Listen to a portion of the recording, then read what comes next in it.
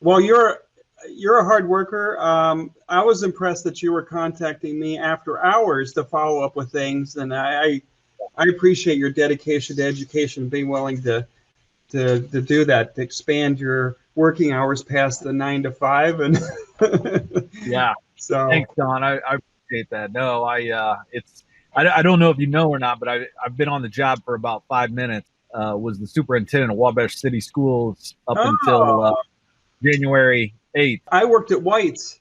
I actually, that was my first teaching experience, was teaching weightlifting and painting, and I have the utmost respect for that program, and Yeah, it was unbelievable to be able to work with those kids. And yeah. it's just it has energized me through the past 27 years. So I was starting with Whites. It really was a good experience for me. Thank you, and thank you for your teaching service too. I mean, it's definitely a calling.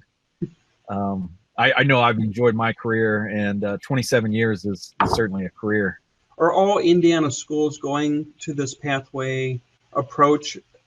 Eventually, we will get there. You know, the grad pathways are full on in 2023. The drive is going to be pathways.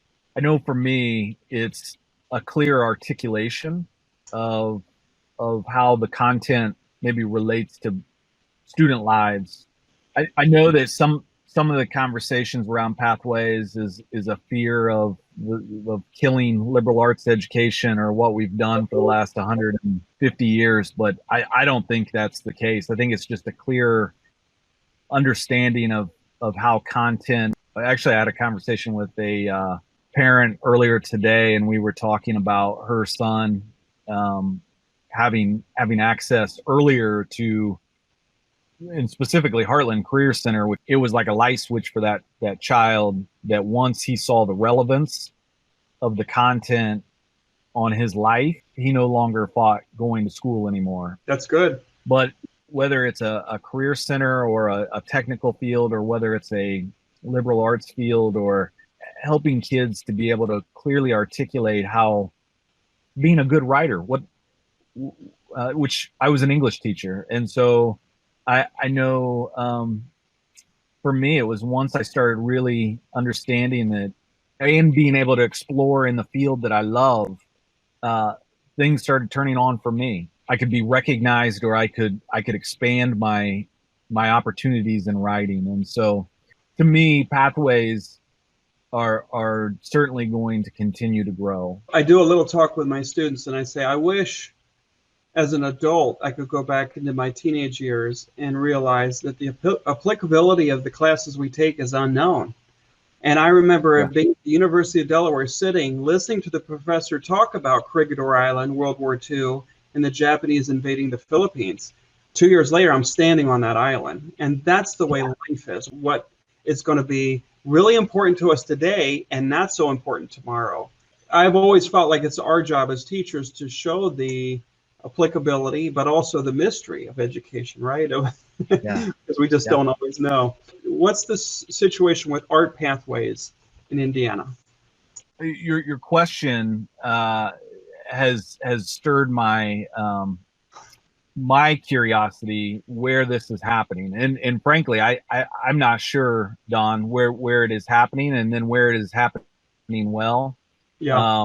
My hope today was to be able to get like those questions that I need to go out and do the legwork for you, to be able to do some of that field research, if you will, like who's doing this and who's doing it well, whether that's in Indiana or beyond, right? Because I don't want to limit us to just Indiana. I called the Indiana Art Commission because I've done work for them as a panelist reviewing grants, and I've been a part of their program. And I just touched base with them to see who represents art education at the state level. And she says, no one. Like there's no liaison compared to business and, these other classes. They said art is important to a point.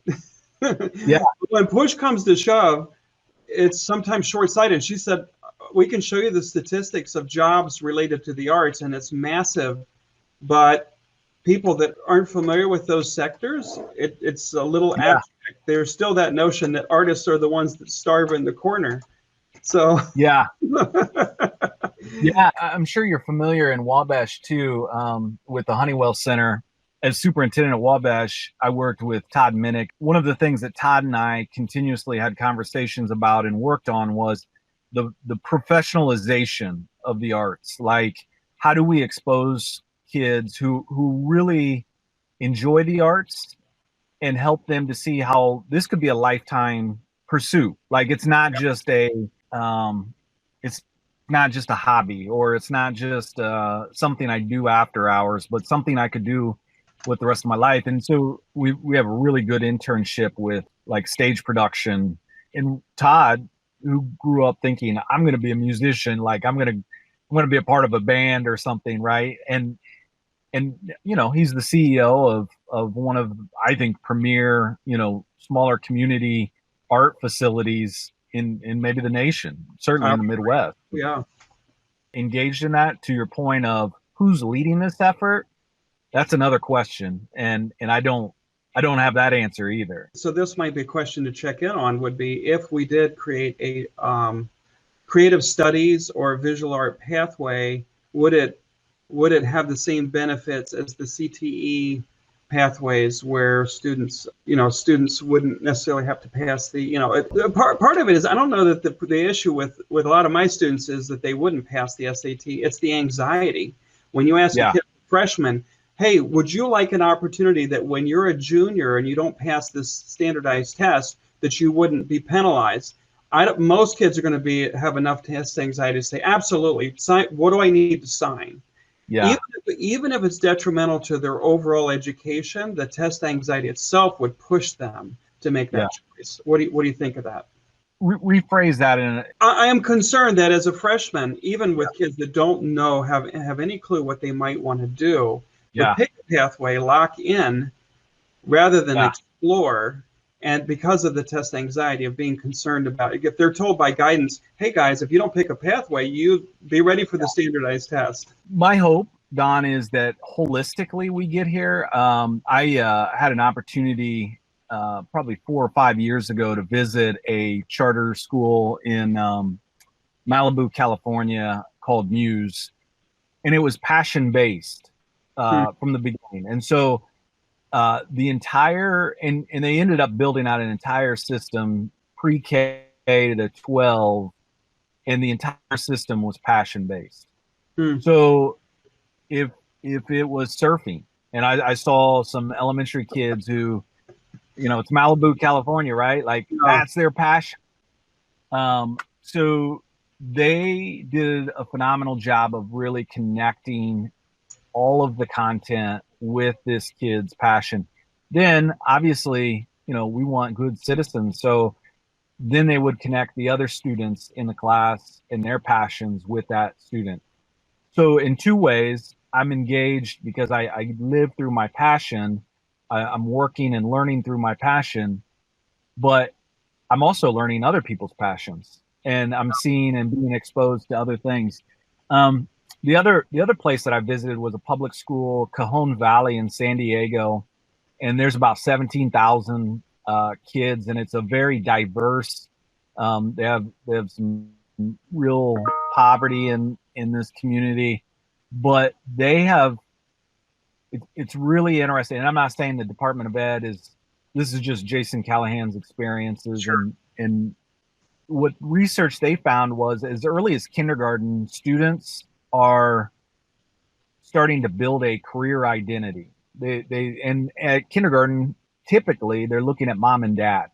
That's where those early molds become more concrete. And you think about our most at-risk populations, if they're not exposed to those careers and we're not exposing them to those careers, it's always a question of who is exposing those students.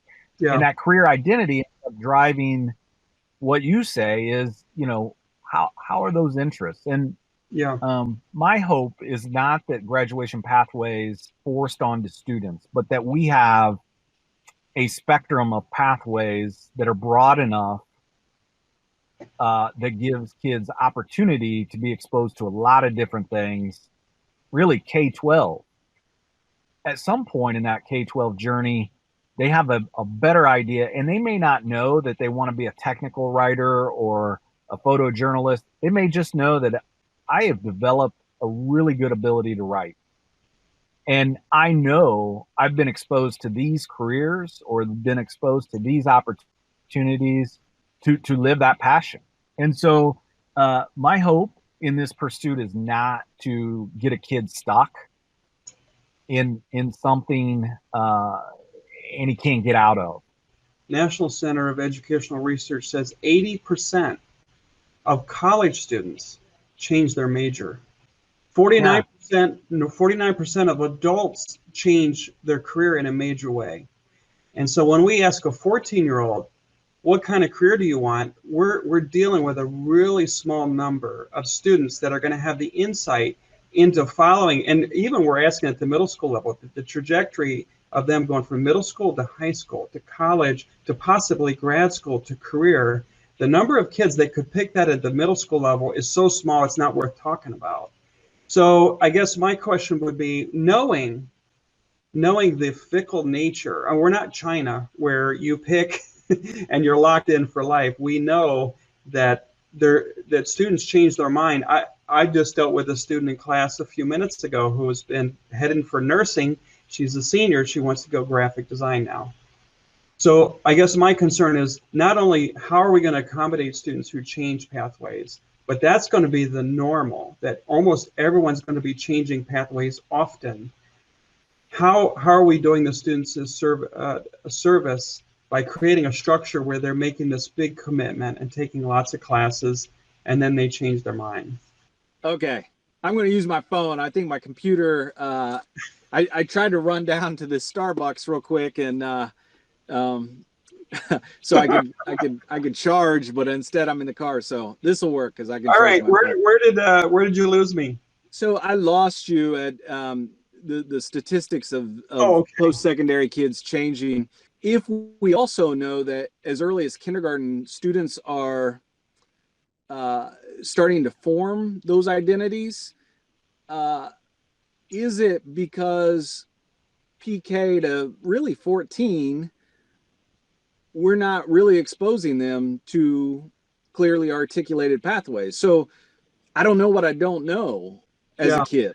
You know what I'm saying? I know if my dad was a teacher, I'm going to have a lot of exposure to education. So, I always think back to, I've done a lot of teacher interviews in my time, and I always ask, like, first question I always ask is, how did you get into this profession? The majority of the time, there was a parent, there was a grandparent, there was a parent. Now, sometimes it's just Mr. Smith was a important person in my life, and I want to do what Mr. Smith did for me, for others. But kids are exposed to teachers, right? Like, what do we expose them to? We expose them to teachers. Elementaries oftentimes visit fire stations and sometimes maybe a hospital or something like that. And so what do kids typically say when we ask them early on, what do you want to be? Well, I want to be a doctor or a teacher, or, and I just wonder, and I don't have the research base to back this up, but I wonder if it's because we're not exposing kids in the first place. I like what you're saying. My son he didn't want to be a fireman. He wanted to be a fire truck when he grew up. we had to explain that'd be a tricky goal. To your point of the fire truck, so we went around and we tried to get every kindergarten a 529 college savings plan, and there's a really good research base out there that says just having the plan alone impacts a kid's identity. Doesn't even matter that there's only $1 in it. Just having the plan and having something that parents can talk to their kid about. We would do career exploration with kindergartners, and we had a kid said that they wanted to be an Angry Bird, right? and obviously a 5-year-old and an 18-year-old and a 25-year-old are going to have different ideas, but at the same time they're aspirational. And Yeah. when you start having you start looking forward. And I know you've seen this. Well, you went to White, or you worked at White, so I know you saw this firsthand there. Some of our most at-risk kids, as early as probably third, fourth grade, stop being aspirational. They lead pretty transient lifestyles. I think pathways are intended to expose kids to their passions, to opportunities, and then clearly articulate. And I'll share one other thing about how I think this works. And I've talked a lot about our at-risk populations, but my son is a freshman at IU this year, and he's a bio major. Because of that wilt, because we saw these kids, especially first gen kids at Wabash, we got our graduation rates up to 90%, but we only had about 55, maybe 60% going on to some kind of post-secondary. And then within year one, that was down to about 35%. And the completion of our kids for 4-year and 2-year degrees ended up being like 22%. And that's not on time. And that's not terribly different from Warsaw and other places across Indiana. So we started in early college, and we started working. And so my son ended up earning a statewide transfer core, which is a 30 credit hour liberal arts certification. Very broad, very, and that was guaranteed at IU Bloomington for his first year. So he started this fall as a sophomore. He actually earned 44 credit hours. And he's coming from, parents who have climbed the mountaintop. And he's still, without us clearly articulating that, young man doesn't completely understand all of that. Yeah. But that's a pathway, and at the same time, it didn't necessarily inform. I think he knew he liked science in general. Yeah. Early on, I think that's the pathways we're talking about. I think kids, especially if they continue to be exposed to a broad range of liberal, which I think they should, they're going to recognize, like, I really enjoy science. I am successful in science. And so my hope would not be that we're predetermining from their freshman year that they're going to be obstetrician. Yeah. There are a variety of options in the science field. When we think of the jobs right now, we have a labor shortage in certain sectors. So yeah. The governor wants to fill those, and I understand that makes sense. And so we need construction workers. I talked to a friend of mine who's a builder, and he says, I just can't find good construction workers. So I understand that, and I think it's our job as teachers and counselors to help describe these scenarios. I guess my concern is when you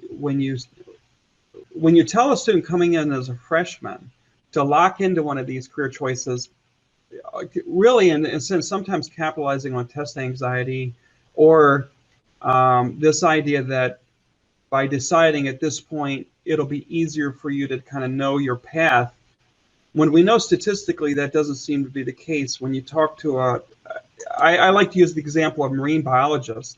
I talked to like, I want to be a marine. I said, also you don't want to live in Indiana, and they're like, oh no, I'm going to still live here. What does a marine biologist do? Well, they swim with dolphins and whatever.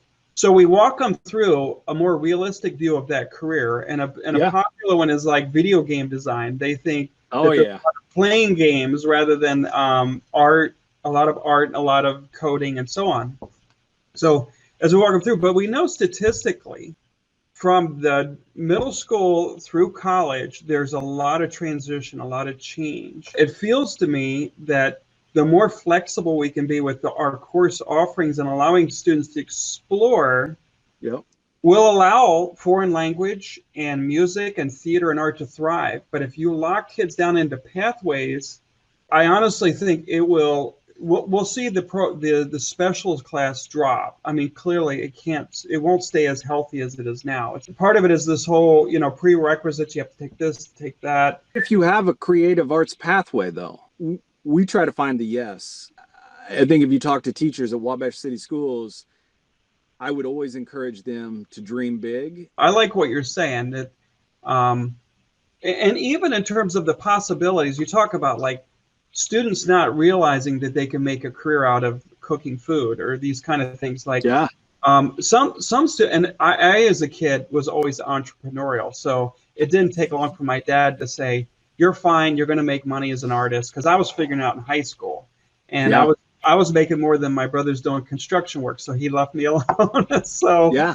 but a lot of kids aren't entrepreneurial. They don't understand how to like find those niches in the marketplace and to fit in. And I mean, I'm a firm believer that every kid should do personal finance class and like really learn Yeah. money and how it works and those things. So, and I think to me that makes more sense of helping kids figure out how to be marketably viable in their Yeah. interest than to tell kids decide what you want to do as a 14-year-old, and then we're going to sign up a bunch of classes and we're going to run you through this, and Yeah. they're going to get less diverse experiences of trying things out. There are some kids who feel very sure that they want to go into biomedical engineering as a Yeah. freshman, and they will run the gauntlet. Yep. But it's a smaller number, and I'm glad as big schools like Wabash and Warsaw can facilitate that, and I'm glad we can do that.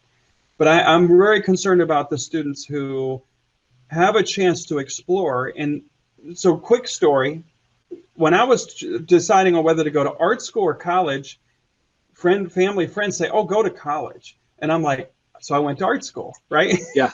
Yeah. I got a technical training, and then I went to college, and I didn't know what I was missing by just focusing in on the trade of art. And little did I know that some of my favorite classes would be the history and the philosophy and some of these other classes that have benefited my life tremendously. Yeah. It wasn't just about training me to be a laborer, to be a guild worker, but rather a free thinker. And now, every week I meet with my philosophy professor for coffee and we talk. And the richness of Yeah. of the educational system not treating me as just a laborer, but also as a person. And I know Yeah. you're an advocate of that. I'm not. I know Yeah. clearly you're Yeah. that Yeah. you're all for that. How do we acknowledge that and facilitate that in a liberal arts system Yeah. where they at this point they're still trying to figure out what kind of career they want anyway, and they're still in high school. Like, how do we Yeah. facilitate that? And I think some of those careers, Don, some of the careers we're training them for aren't even in existence, right? Yeah. Like, Yeah. you're absolutely right. And I think there's a lot of latitude for schools, communities to really build out programs that are intentional, but allow latitude for movement within those pathways. I don't think that's unreasonable. I don't think anybody is arguing to say, okay, when you enroll in the spring of your 8th grade year, the decision you're making today is going to put you, I don't think anybody's necessarily buying into that. What I think is maybe that German model of your test score means that you are going to be a manual laborer, or you're going to be, a pipe fitter, or you're going to be XYZ.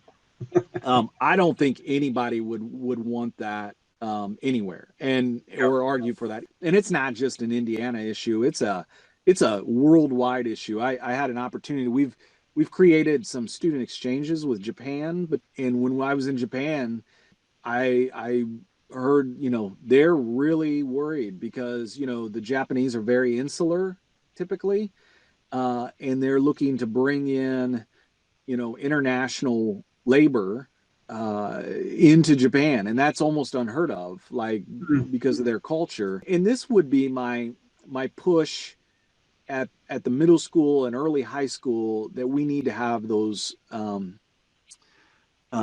programs that really, and back to Cajon Valley and San Diego, expose kids to the gamut, and then along the way allow them an opportunity to move within pathways. But again, I think a creative arts pathway could be very broad, so that maybe I think I'm going to be, I don't know, the next bass player for Red Hot Chili Peppers, right? Like, but at the end of the day, maybe instead I'm going to learn what it means to run the Honeywell Center, right? Like, I think there's a gamut of that. And if along the way I learn how to run like an arts facility like that, that's management. Yeah. Management's right. That's transferable.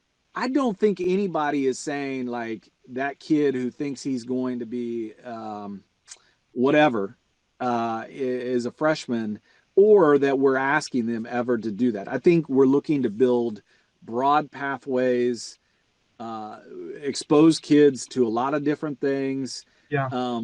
The testing, I think that's an interesting piece that you bring up.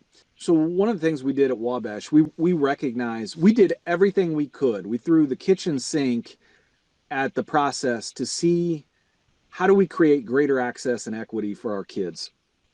And so the SAT, ACT are gatekeepers for college, for post-secondary. We said, you know what? We're going to invest the money to pay for it so that every kid can take the SAT. And it's interesting because I talked to principals and they'd like, so you make the kids do it? And I said, no, we don't make the kids do it. It's voluntary. They literally do not have to take that test. We're in the top 10 in the state in test taking. Those kids take pride that Wabash High School offers that. And they see it as, hey, I have value. It's not just this kid. It's me. I'm the first person in my family taking the SAT. And we've seen success. Taken away some of that anxiety that you would have seen otherwise. And so I think there's some of those things that are ingrained in us. Again, Don, back to finding the yes. I've always encouraged people, keep that light switch on a little longer. Think of it's back to the national data on all these. Well, maybe that's because we haven't exposed kids. Like they don't know what they don't know. So I had a conversation with a young lady who wants to become a journalist. Yeah. And as a freshman, she signed up for a pathway. And the pathway was TV, media, whatever. And she said the tricky part was the pathway they created for her had a few things she was interested in, but a lot of stuff she wasn't. And so she was forced down a pathway that she didn't get to pick. And it feels like in many ways that's what's going to happen with pathways is instead of parents and children sitting down or a guidance counselor and helping them pick a pathway that suits their personality, they have to jump into, I'll be honest, we have pathways for graphic designers and art directors and fashion design that have no art in them. I have students I've sent into the fashion industry. I was an art director in my previous career of sending a kid without any art because they know computers, but they're not taking any art classes. But we create these pathways that really are not always conducive for students. So this young lady who wants to be a writer was doing all these other things where if she had been able to pick for herself the way she could have customized it. So while I think there's a small number of kids that really need that kind of help of, hey, here's a pathway, just go show up to class every day and follow that, and you'll get a few choices.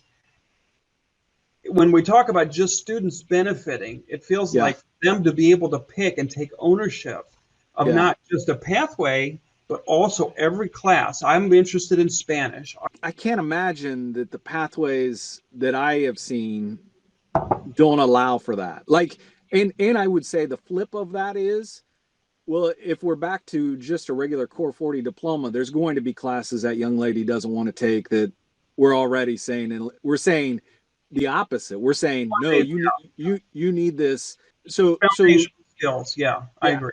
That argument could be made like unless you're just going to say, hey, this is a list that Warsaw High School offers. You take whatever you want to take as long as it comes up to, like, we'll see what happens at the end of 4 years.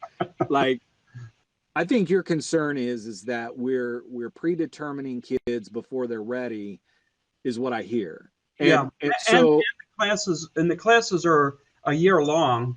So the structure of it really eliminates the opportunity for a lot of kids to pick up Spanish 2 or a music class, or just exploratory classes. When you look at the number of students that don't know what they want to do, and you say, if you pick a path, if you pick a career, and I'm even seeing, even with my own kids, my two boys, he was an EMT in high school, pre-med, gets to Purdue, decides he doesn't want to be pre-med, he just wants to be physics. Luckily, we talked to his uncle, who's an orthopedic surgeon, and when he asked what classes should I take, he said keep it foundational, hit chemistry hard, hit your sciences, but don't jump into these very niche, specific classes, because he said even if you do follow this career path, you're better off just getting your foundational skills stronger.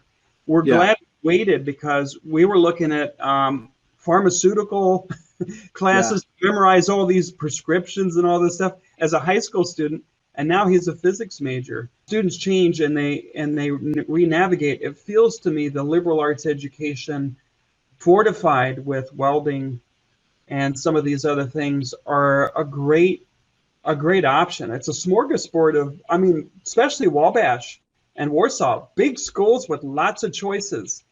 And then we want to run them through a pathway, which makes it feel more like a small school where you have limited choices. I grew up with that. I remember at one point my teacher said, you got two choices. Yeah. Study hall or Spanish. Yeah. Yeah. That was my choice for that class period. And I unfortunately picked study hall. So. I picked foods one time. And although I do like to cook, but what I hear you saying is that lack of flexibility to and the narrowing of curriculum. And I think what I want to do from this conversation is a couple things. One is I want to go out into the field and see where these creative art pathways are in existence. Yeah. And learn a little bit more and maybe bring that back to you. And then maybe it's policy changes, maybe it's a clear understanding of what the expectation is in the pathways. But I'll tell you, I would still argue, it sounds like your son is still in science though, right? Yeah. So he's still in a science field. So in my mind, like I know one of the pathways is a health science field for Wabash High School, and that could be hospital management, that could be CNA, that could be, a neurosurgeon. He didn't follow a pathway. And actually it gave him some flexibility to take two of my art classes. So but because he didn't get a pathway diploma, it gave him that flexibility. But I'm guessing again, he was impacted somewhat by you. My son took an entrepreneurship class. He was heavy science. Yeah. But he took an entrepreneurship class. I would really like to push entrepreneurship. You talked about the personal finance, and I think that's good, but getting kids to think as entrepreneurs, whether they're going into science or going into the arts or going into the building trades, to be an entrepreneur, that is a skill set that I think we could grow Indiana, right? Like, I agree. You can't go into medicine and not think about being an entrepreneur or the business side of things. Yeah. It's true. The whole idea of how you handle your money, that you want compound interest as your friend, not your enemy. These ideas, the fact that we run kids through a school system, and actually, since you're an English teacher, I've had students, college students tell me. I had a young man tell me he graduated from college with a journalism degree and had no clue how to make money as a writer. Yes. And quite frankly, I understand that at the high school level, but at the college level, that is, and I teach college students, and I talk about marketability and how to plug into the market. I throw them ideas I said, here's something you could do today and go make some money. I'll throw ideas, just random things. And I said, if you don't care about money, ignore what I'm going to say for the next 5 minutes. Yeah. And then I'll give them an idea and then move on to the lesson and so on. But just to get them thinking of different options. But for a student to graduate with an English degree, journalism degree, but not really know how to plug into the marketplace is a disservice, I think. Yes, it is a disservice. But I think my last point on that, so I want to push entrepreneurship, but uh, Caleb, my oldest son, he did that because he's got a dad that's knowledgeable. Right. He's got a dad who's the superintendent that knows the class offerings, right? He understands that. And again, I maybe your child took the art because he's got a dad that values that and that well-rounded. And I would say that for the most part, our kids are coming into school and they're getting a core 40 or an academic honors. I would still argue that maybe, or I still question. I might not even argue because I don't know if I have the data to back it up. But maybe why our kids are switching all the time, or once they're in post-secondary, is because they don't really have a great understanding of what there is. And so my hope would be through pathways. It can't just be we're going to throw you into scheduling in the spring of your 8th grade year, and you're going to make choices unintelligently and you're stuck in there. Yeah. My hope would be is that it's a K-12 process where we're going to work really hard to expose kids to a lot of different things. When they get into a broad pathway, they have the flexibility or latitude to, frankly, maybe they learn, I don't want anything to do with the medical field. Before becoming a teacher, I had interns coming and watching me do computer graphics and animation, and they would leave and decide, I know I don't want to do that, or yes, I do want to do it. And it's by being exposed to it. And real quick, the reason my son wanted to take my classes last year, I was a teacher of the year for the state of Indiana. I don't know if you heard or not, but I read it. Yeah, I read it. I looked you up. Yeah. Some specific things. There are current pathways for graphic design, fashion, and so on that do leave the arts out of the pathway. So are those career and technical ed? Are those through the career center? They are. So here would be my suggestion: is if your office could run those past the Indiana Art Commission and have them look it over and say, is this an accurate description of what students should know? Because you ran it past the Indiana Art Commission. Stephanie Haynes is the art education liaison there. Have her look it over and with professionals. Hey, Don, would you send me her name? Would you email me her? Yeah, she could look it over with professionals that are graphic designers, animators, and so on, and say, yes, this is accurate. And I did a little of my own research talking to people in the industries, and they said, oh, absolutely. Art should be part of a fashion designer needs to know how to sew and draw. And here was the funny part: art director, the title art director, and there was hardly any art. So it was clearly, which brings me to my next point.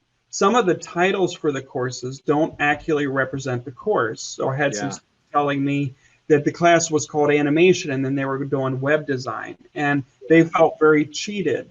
And I said, it's not that it's not a good class or done by a good instructor, but the class is mistitled, and I don't think that's appropriate. We need to call the class what it is with an accurate description. Kids coming in, and you're like, what? It's not what they thought it was. I think we have a great career center, and I have a lot of respect for our teachers. There just needs to be more of a relationship between the two, rather than of like, well, you're either picking a technical skill or an art skill. I'll be honest with you. I think a kid going into engineering or architecture would benefit tremendously from my Drawing One class. I feel like I need to do a couple items on background research, and I can circle back with you, and it may be a week or so.